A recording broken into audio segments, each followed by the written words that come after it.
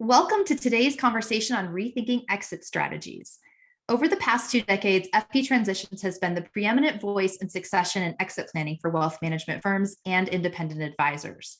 We've pioneered research and terminology that has gone on to guide mainstream thinking around growth, succession, and optimal exit planning strategies. Our team of now more than 60 expert analysts, lawyers, and consultants helps more than 2,000 advisors navigate their personal business goals and challenges each year. But we also complete nearly 200 M&A transactions annually, including sales, mergers, and equity transfers. One of the catalysts for today's conversation really stems from the heightened market interest in merging and selling advisory businesses. And we thought it was a perfect time to remind advisors that, first of all, there is no one way to exit the business. A true exit strategy incorporates numerous steps and takes real life into account. As your needs evolve, your exit plan may too. And that's what's really great about having a succession plan and knowing what your options look like. I promise you this conversation will give you more knowledge and insight. And if you come out of today's chat wondering how to navigate your personal exit strategy, our team is always here to have that conversation with you. You're in for a great conversation today, and we have our partners and one of our strategy experts, Eric Leeper, guiding us through a real life story from a former advisor who has navigated his own exit strategy firsthand, Fred Hainish. So before we get started, there's 3 things I want to tell you.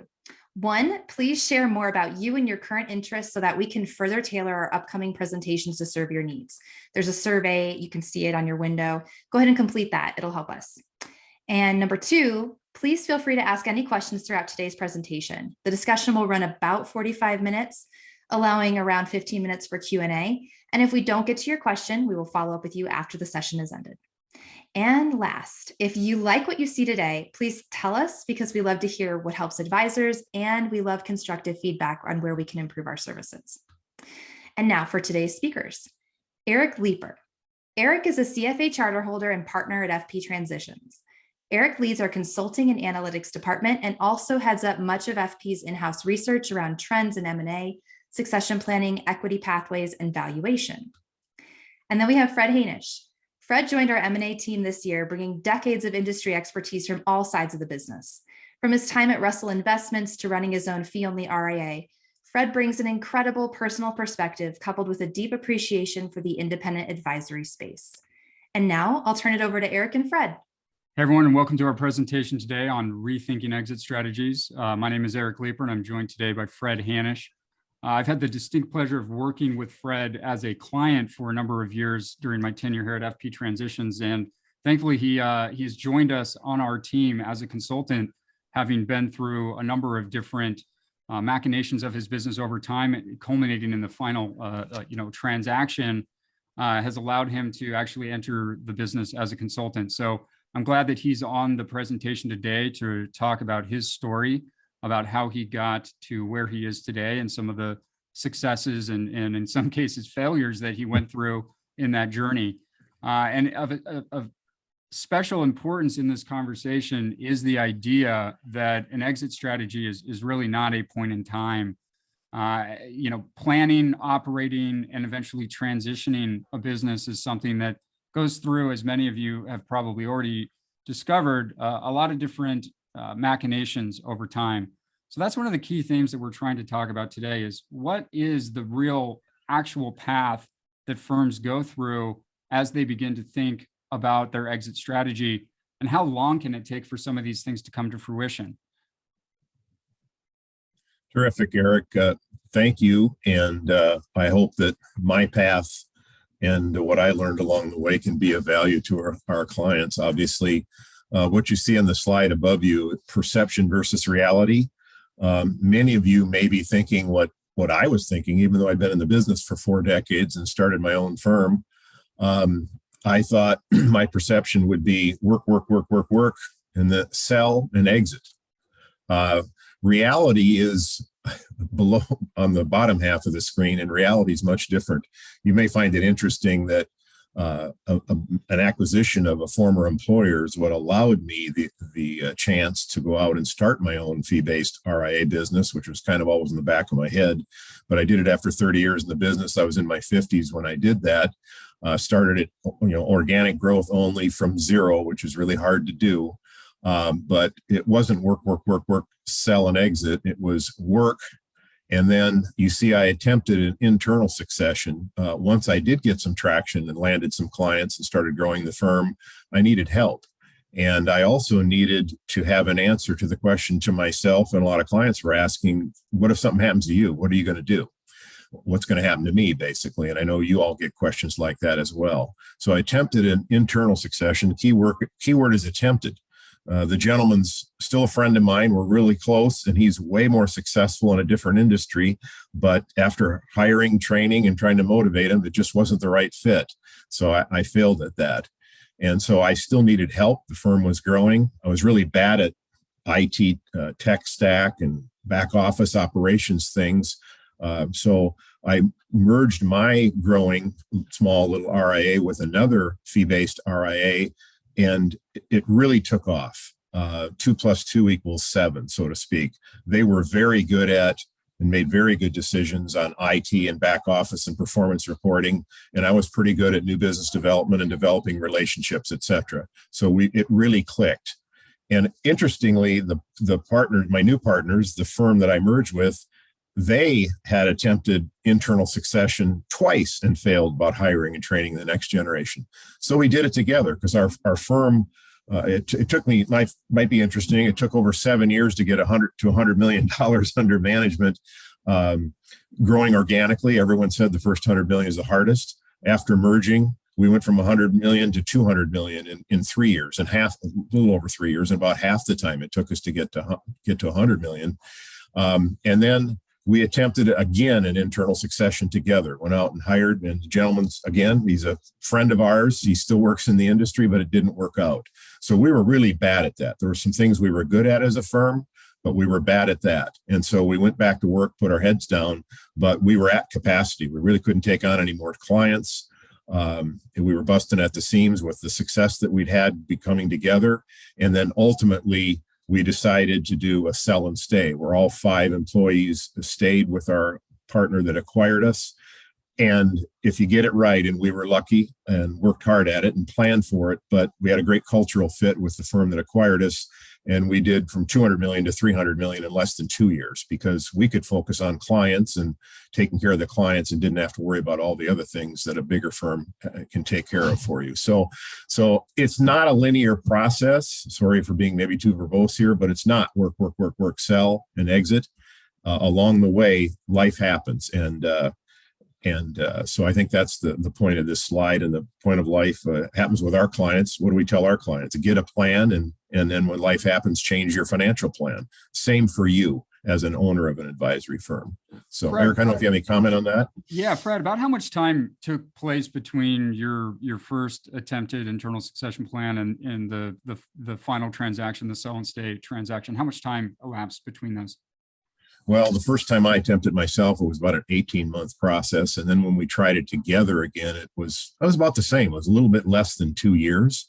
And so, years went by along this path that we wound up being on before we finally had the ultimate sell and stay, which has been very successful. So it doesn't happen the way you think it is, and it's not going to go according to plan, but having a plan is critical so that you can recalibrate it. Absolutely. And I think one of the most important factors in why Fred's story is so compelling for not only as FP as a facilitator of these different transactions, but also in the industry, is that we hear this story time and time again, where there's a point in time where a specific form of transaction seems to make a lot of sense. But as we're going to see throughout this presentation, there are pros and cons to each of these different approaches. I want to zero in on the internal succession, because one thing that we commonly hear in this industry is that most firms do prefer to look internally before they entertain external transaction options. Can you walk through your mentality going in? Obviously, you've tried it unsuccessfully twice, Fred. Did your motivations change between the two transactions? Or maybe more simply put, what was your initial motivation for looking internally first? Well, there was some tactical reasons. As we were growing, we needed more help and needed a good answer to the question, what if something happens to you? So it was just, we had to react to it. And also, I don't want to assume, but most RIAs, when you start out like I did from nothing, I mean, a lot of your first clients they're literally your family and friends, and they come from family and friends. And if you're doing the full wealth management and taking good care of your clients, which I hope you are, a whole bunch of your other clients you get referred to that you didn't know, they become like family and friends over time. And so when you think about selling a business and leaving, this is a different business. This is a relationship business, and you want those people taken care of. So it was critical to get it right. And while we hired high caliber people that are very successful, it just didn't fit in terms of them ever be able to become G2, basically, is what we call it, the second generation to take over and run the firm. After working with someone for a year and a half, almost 2 years, it became obvious to them and us, we liked each other, but it isn't going to work out long term. And then, and I think that's, again, that's a common story as well, is that, you always plan for success with this next generation. And again, the motivations are that I don't want to overemphasize the word, paternal or maternal sort of, love for your employees. You want them to be successful, but sometimes they're just not cut out for it, which is why we need to make sure that there are options inside of these internal succession plans so that if they don't work out, they don't actually limit your ability to actually grow and manage the firm going forward. But just to move this forward just a little bit, the next major transaction you did was a merger. And we've talked a lot about mergers in our presentations about how challenging they are. You talked about specific outcomes around technology and operations, but how did that merger conversation actually come up? Did you actively search for a partner, or did it happen more organically where you found a firm that was good at something you weren't good at? It happened more organically. Both the main partner of the firm I merged with and myself, we were big believers in the coaching we got from CEG. A lot of you firms people might have heard of them. They're an advisor coaching firm that are great, in my opinion. And we were part of a roundtable group where we'd get together a couple times a year for 3 or 4 days, share best practices, monthly coaching calls, quarterly conference calls. And so we got to know each other. And we were only about 45 miles apart, which helped. That wasn't the reason it worked, but it certainly didn't hurt. And it just was, we kept commiserating about it's really hard out there being the lone wolf, the lone ranger out there all by yourself, especially when you get successful, when you start adding clients, and you got to wear so many hats in any small business, but especially in our business. And so we were aware of each other. We were aware of the synergies of how we thought. And their biggest challenges was new business development and sales and bringing in new clients and making relationships with CPA firms and estate planning law firms and all of that. I was good at that. That was my experience. They were awesome at tech stack, back office, performance reporting, best I ever saw. And I've been in the business 40 years, and I'm not kidding. So they were really good at the things I was bad at, and vice versa. And it was a cultural fit, and it just took off. And that's when 2 + 2 became 7, and we grew at twice the speed, which forced us again to try an internal succession. Sure, we'll get there in a minute. Yeah. So staying on the merger for a second, Sure. you emphasize, as most people who have successful mergers, they do tend to emphasize what worked really well. What were some of the tougher conversations that you had throughout the merger process? And walk us through that journey a little bit. What were some of the challenges? Sure. Well, we had to grow up. When you're small and you start up by yourself, you don't bring anything to the bottom line because you're not in business to pay IRS money. So if there was money on the bottom line, you go buy new computers, or you lease a car as an owner. You do all those kind of things. We needed to grow up, and we had adult conversations of the merged firm, the 3 partners, and FP, preaches a great thing. They talk about a third. And that's, a third goes to the bottom line. So so we had to grow up from being practices, from lifestyle boutiques to a lifestyle enterprise, where we brought it to the bottom line. And that was hard at first because you're paying people differently, but you're paying them appropriately. And our business grew in value to the ultimate acquirer and I don't think we ever hit a third, but we were real happy when we had 24-25% going down to the bottom line every quarter. We ran it more like a business, and you just think about it differently when it's more of an enterprise. So those were some of the challenges, Eric. Yeah. Were there any late nights, or was it were you just so committed to the outcome, and you had all the other pieces that it happened easily, or any specific tribulations? it was hard, and there's a lot of late nights. Ironically, I wanted to get off the corporate bandwagon when my employer sold, which allowed me the acquisition allowed me to do this because I wanted to have more time for people and family and friends. And then you build a business from nothing, and you get to the point where you're working 50 or 60 hours a week again, so you need help. And that's kind of it's I've seen it being a consultant for RIAs previously in my career and working with them. It's like, we're too small, we got to grow. So it's sell, sell, sell, sell, sell. You bring in a bunch of clients and it's, oh my gosh, service, service, service, service, service. The biggest thing that's the most work is onboarding new clients as a fee-based RIA is a lot of work to do it right. So yeah, and then it got to the point where a couple of us partners were working more than the third partner because he had other interests and wanted to do other things. And so that led to challenges and late nights too. And the good news is it all ended well and we're all friends and everybody's happy. And when we, interesting also, no one cried. When we ultimately sold the firm and exited, all three of us, no one cried. I felt like tearing up because no one cried, but it was the right thing to do for the clients and for us. And there's just, everybody in the audience knows you're running your own RIA. There's challenges with success and there's challenges with growing it and getting the right people and the right culture. So I'll stop rambling, Eric. Hopefully there was an good answer in there somewhere. No, I think that's helpful. Again, that anecdotal story is one that resonates with many of our clients that we talk to on a daily basis. You did have a second experience with internal succession that was not successful. Was there anything notable about that was different from the first attempt? No, we kind of it was what was consistent is obviously we didn't pick the right person. Not that they weren't a good person, because they are, and they're still friends, and they're wildly more successful now than they were with us in terms of income and things like that in their career. It's just it's really, really hard in a small business, especially in my opinion, to nail it, to get the right people.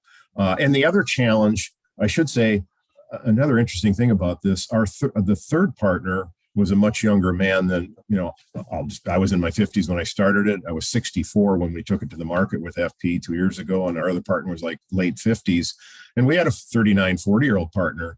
But at that point, we were a $200 million firm on the way to $300 million. And he could certainly, he was a great G2, the one partner we got when we merged. However, he wasn't comfortable having to go borrow the amount of money he would have to buy my other partner and myself out. And we weren't comfortable with him taking on that much debt. And so when we failed at adding more people that could be G2 and help him take over, when we failed at it again, it just became obvious, after 3 or 4 failures together and separately, we weren't good at this. And that's when we ultimately course correction. We had a plan. Internal succession's not for us. We need to go find the right acquisition partner because we're strapped. We're working, 2 of us working 60 hours a week and frustrated and couldn't take on more clients. And it was a lot of late nights. I think that's originally what you asked me. Yeah. And you, like many of our clients, eventually settled on the sell and stay. And for the audience, a sell and stay is an external transaction whereby one or more of the owners remain in a capacity that extends beyond client transition. So in some form of ongoing, capacity, which is usually longer than 1 year. It's a very popular form of transaction, especially for people in this fact pattern. But can you give us some insight into how you settled on that as your desired final transaction? Absolutely. Again, when we went to the market, so to speak, with FP's help, number one, we agreed it had to be good for our clients because they were family and friends and had become family and friends. It had to be good for everybody, all 5 of us, our associates included. And then it had to be good for the owners. And we all wanted to stay and we wanted to take care of the clients during transition. And it just worked great. We had 99.2% clients came with us and stayed and still there. And we all stayed. I had a 2-year contract for myself and completed that. But our younger partner, who is now 41, he's been promoted a couple times. And there's a real career path there for him, which we didn't have in a much smaller firm. So when you get it right, it's really magical. And but we wanted to stay. We want to take care of the clients, make sure that the transition went smoothly, and it did. And it isn't easy, but it's easier when you do it right, when you get it right, when you plan for it, and you get a cultural fit with the new firm that in this case we were acquired by. Mm-hmm. And just to put that in perspective, I want to go back to the sort of the slide that we started with Fred's story here.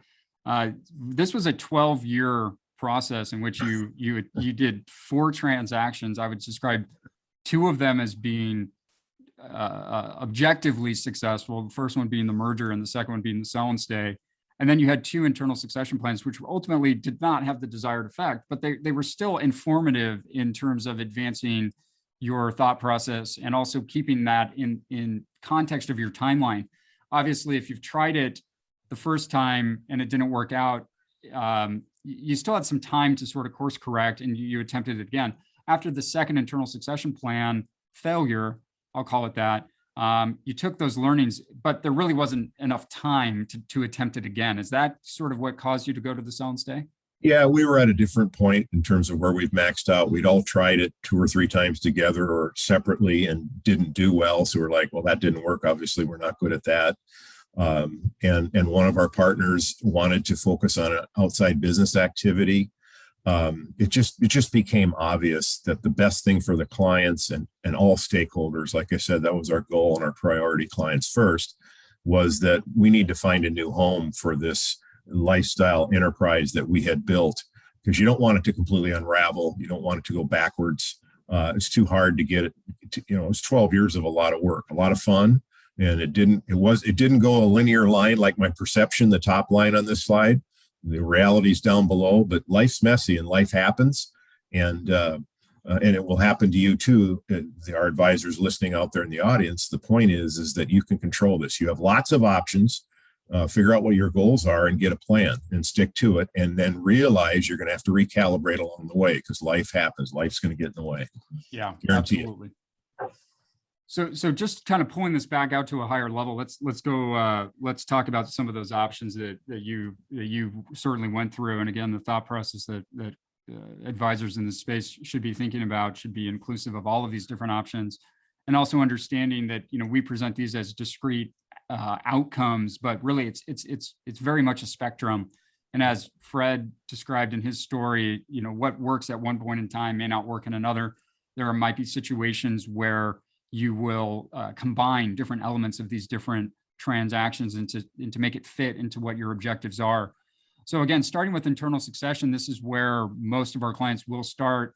And I think Fred emphasized this a lot. It takes a long time. You have got to start early with internal succession. And the reason is that most of the people who are good candidates for internal succession might be in their 30s, 40s, early 50s, and they're starting effectively from zero. There isn't a whole lot of seed capital for people who are, growing organically throughout their career.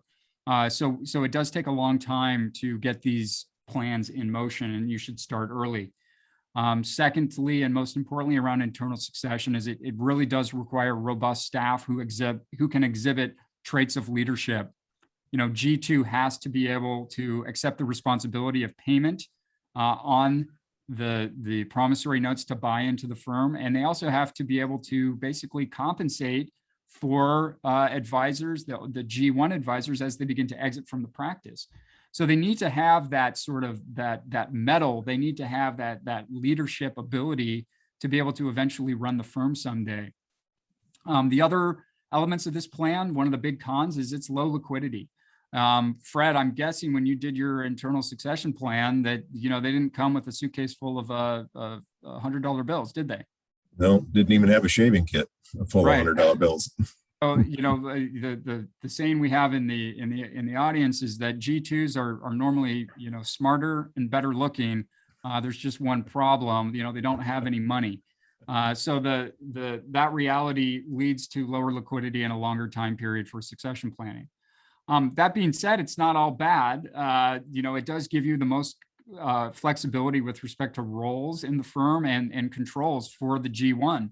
If you are buying in at a 5% ownership stake, that's a deep minority ownership stake. You don't get to have veto control. You don't get to set the course for the company from a minority position like that, especially if you owe money.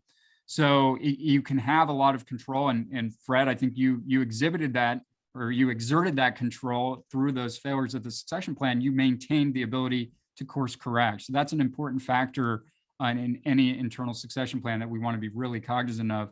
We need to make sure that as your plans change and you begin to rethink what the strategy is for the firm, that you keep that control to preserve those options. Absolutely. And Eric, if I could just add one thing, there's a big thing there. That another reason we wanted internal succession is you want to keep the company legacy. Obviously, absolutely. If you know, and so that's a really big positive, big reason to do it, I would say, for most folks that want to go that route. Yeah. And lastly, one of the biggest limiting factors in internal succession plans right now specifically, and we talked about this in one of our other presentations, our M&A market update, is that valuation multiples for internal and external succession plans are not the same. Internal succession plans have to be affordable for the reasons that we described.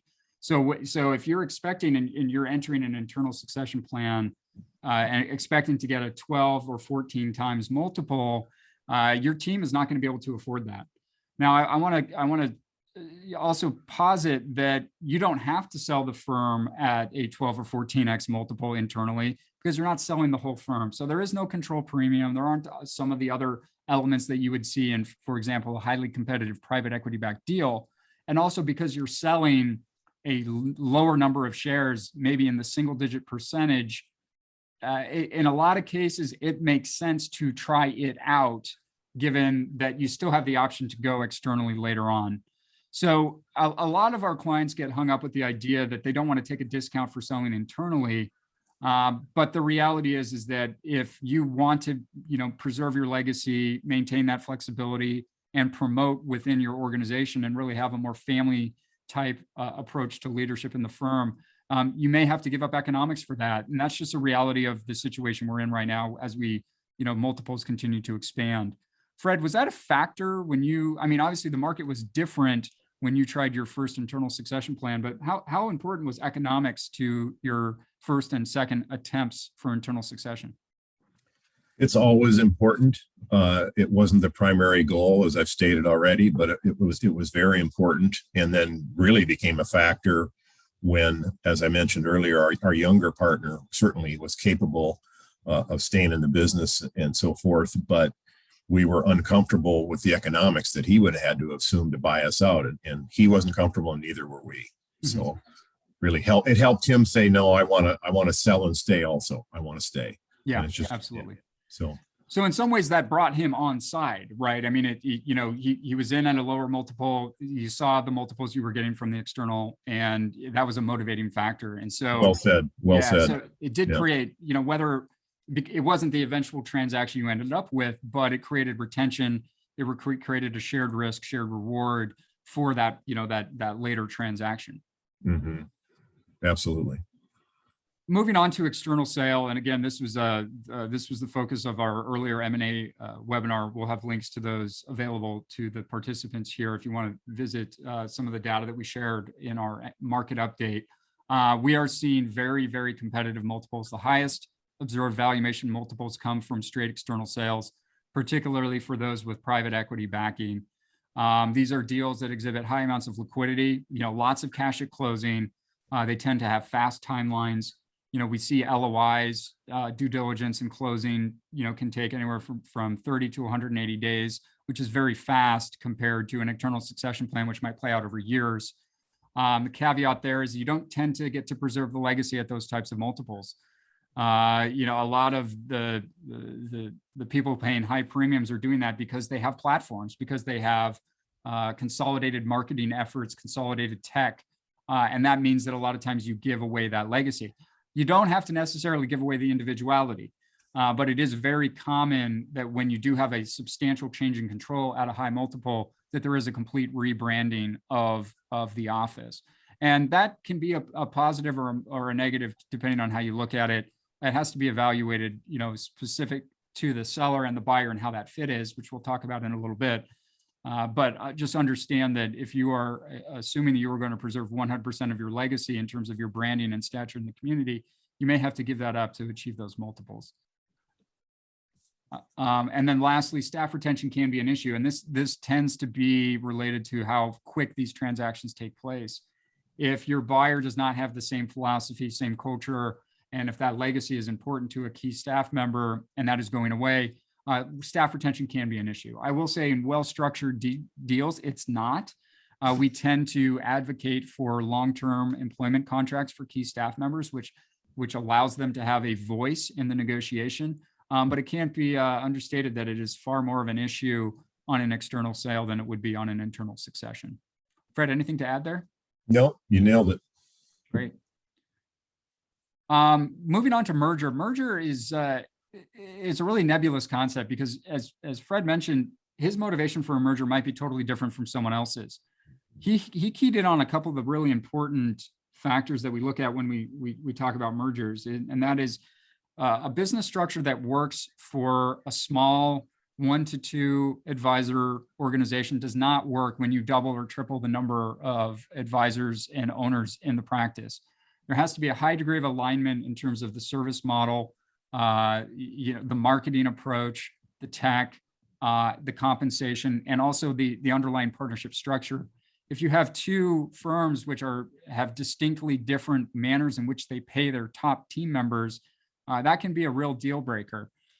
Fred, we talked about some of the challenges, but is there anything you want to add around, the mergers and kind of some of the other detail that maybe you missed in your initial? Yeah, I would say I approached it like a marriage because that's what it is, right? So be careful, but marriage is, in my opinion, and any business partnerships work because the partners need each other, right? It's good if you like each other and all that stuff, but you need each other. Being needed is a good thing in a marriage and in a merger. And my partners needed me to take the lead on more of the marketing and client service and new business development and outreach on the wealth management, the strategic alliances. And I needed them clearly on back office operations, client reporting.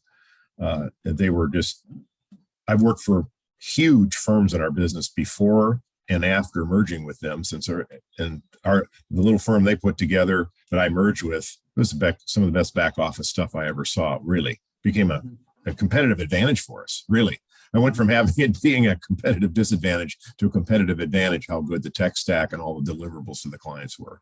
But I would say they needed me, I needed them. The 2 + 2 = 5, 6, or 7. Clearly, it clicked. It just worked. Yeah.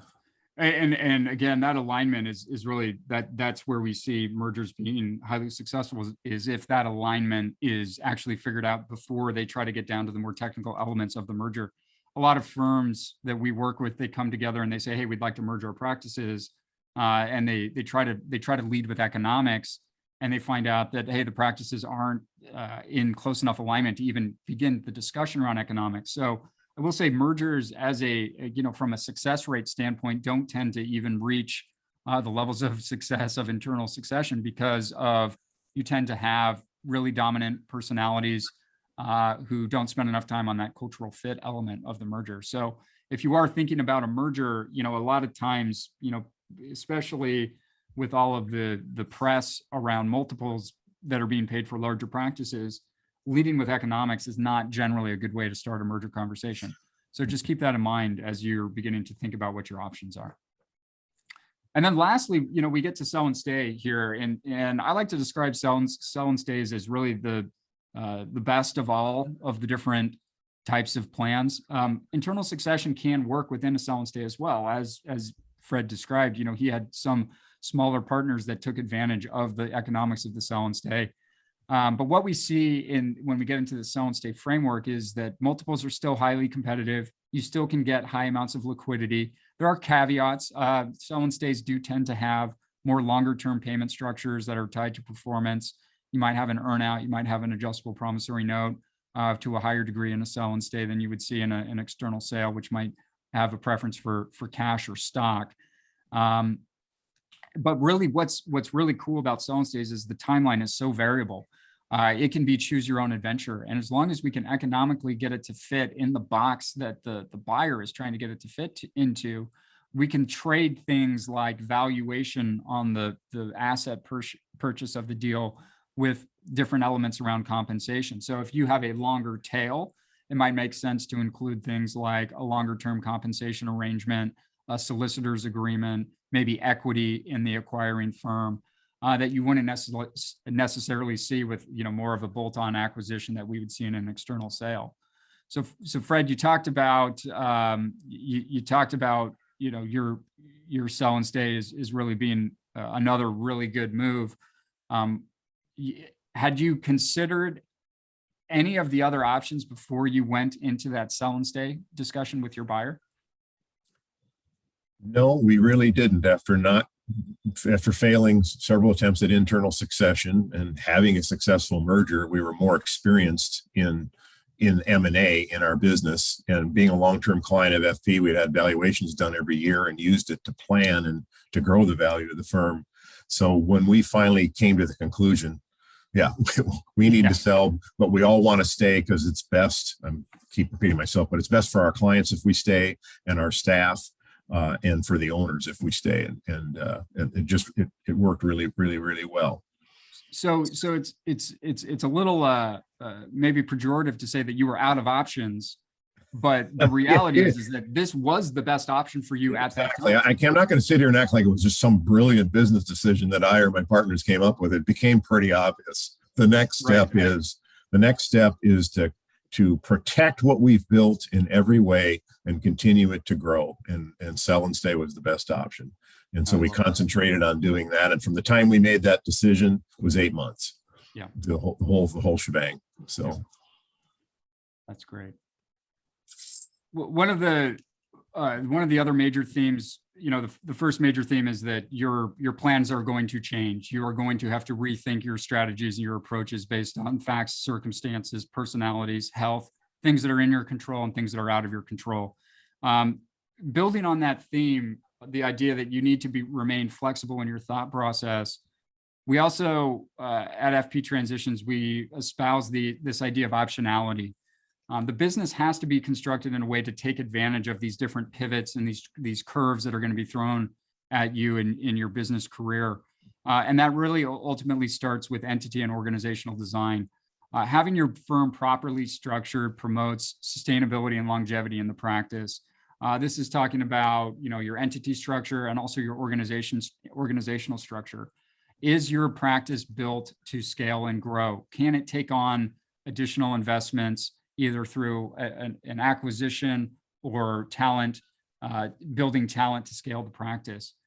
And ultimately, these ideas, the ideas around talent acquisition and also firm acquisition really relate to how your firm is structured. So a lot of our clients think that if they just kind of do things the same way they've always done them in the past, that they can be successful. But the reality is that to attract and retain talent, you need to have a good org chart, and you do need to offer opportunities. Like Fred described, his opportunities to retain talent came in the form of internal succession. He wouldn't be able to do that without an org structure. He wouldn't be able to do that without an equity structure that allowed those transactions to take place. And also importantly, when it goes wrong, what you fall back on is your entity, the operating and control documents that allow you to change course, exert control, add a member, remove a member. So I know this is maybe the less fun part of business management, but understanding how your documents are put together and how they increase or decrease your options going forward is something we talk about a lot at FP. Secondarily, and this is really where it gets tangible, options for your firm really do relate to how you pay your staff. Are you paying your staff, with incentives that are aligned to growth? Can you scale your compensation system? It's still in this industry, we still observe that somewhere between 8 and 9 out of every 10 advisors are using some form of Eat What You Kill system. We've talked a lot about that on previous presentations. Eat What You Kill systems are not designed to scale. They do not reward people for growing the profit line of the business. They reward people for individual acts, which may not be in the direct interest of the company, or even in some cases, the client. So having a compensation system that is designed to actually adjust with the successes and shortcomings of the firm is important. And also reevaluating this structure over time and making sure that it is matched to the strategy that is in front of you. What I mean by that is that compensation structures have a shelf life. What works in the beginning stages of a plan at the formation of the company, getting from 0 to 100 million in assets under management may not work for you to get up to 250 or 500 million in assets under management. Fred, what were your adventures in compensation design throughout your journey? Well, I think I referred to it earlier when I believe we talked about a third. And that was a real adult conversation as to how we're going to pay. We always talked about above the line and below the line, right? And we came up with a system. We didn't invent it, but we used to call it finder, minder, and grinder, right? Part of our merging together. 2 advisors are going to be involved with every client relationship. There'll be a lead and a second. But the person that found the relationship and bring it in will get X compensation above the line, and the minder or grinder will get half that amount. And then we'll have money to go to the bottom line down below. And that was all part of a discussion that took us from being, like I said, a practice to a business, and having profits come to the bottom line, and how you pay everybody is integral part of that whole conversation, and really changed the thinking of the firm.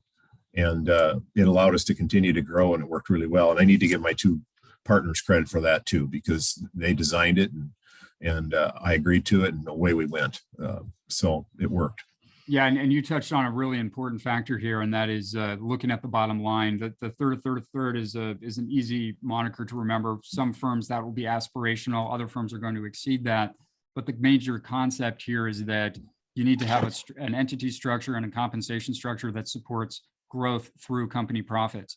And what the import of this discussion is increasing as firms enter and as these valuation multiples go up. Particularly because we're seeing a shift more away from revenue-based multiples into EBITDA-based multiples or EBOC multiples. If an owner is exiting, we might use EBOC. However, the point is that if we're valuing the company based on the bottom line profit, you're getting a huge increase in the value consideration at the time of sale if you can support profitable growth and you can show a history of profitable growth through your firm's operations and compensation. So definitely cannot overstate the importance of compensation and its impact on firm profitability. And then lastly, this is thematic through everything that we've talked about today, and that's forming strong partnerships. And this is really analogous to fit. When we talk about internal succession, mergers, or external succession, and any of the different machinations that might take, one of the things that we spend the most time on is that alignment, is the shared values and those core competencies that make a team something really special. This is evident in internal succession through, again, what we talked about, those leadership qualities that your team must exhibit to be successful. It involves commitment, leadership, focus, and a long-term vision. All of these things really have to come in alignment on any transaction that we're talking about. Fred talked about the success of his merger really came from alignment. The challenges he had with internal succession really came from lack of that alignment, lack of that vision, leadership, that sort of partnership mentality that didn't really work out. And then he also emphasized the alignment with his buyer in his sell and stay transaction. Talk to me, throughout that journey, Fred, what were some of the things that you thought were most important around alignment in any one of those or all of those different transactions? Yeah, I'll talk about the sell and stay. It was important to us that I've talked about cultural fit, but that we saw eye to eye on the investment management solution, right? We didn't need to get into, there's some firms that still have a religious argument between active versus passive, right? It's gotten kind of tired over the last 40 years, but do we have alignment there? But more importantly, our legacy clients, because the markets have been so good, like I'm assuming the clients of our audience today, we got huge capital gains built up in all this stuff. We're not going to sell what we've been doing successfully for 7 years together and create all kinds of capital gains just to put it in some investment management solution that the new owner is going to dictate to us.